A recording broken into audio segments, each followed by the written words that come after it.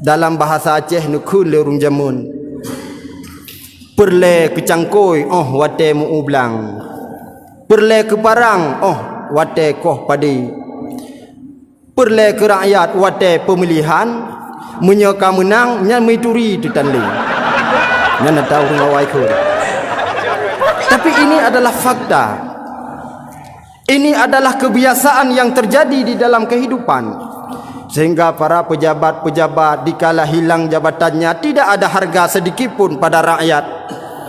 Takalan pejabat wadai kapan tiun lam sago tameh di bak sago semijit sidrau tinggi igi tengah ngak anak so permun. Udah dia urun. Bupati Jamun padena agejin urun.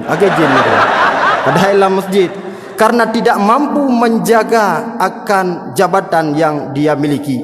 Tapi bila dia mampu membahagiakan rakyatnya, mampu membuat anak yatim tersenyum, mampu membuat si fakir mendapat pendidikan yang layak, dia akan terus dipuja, dia akan terus dipuji walaupun sudah berada di dalam liang lahat, walaupun sudah berada di kuburan.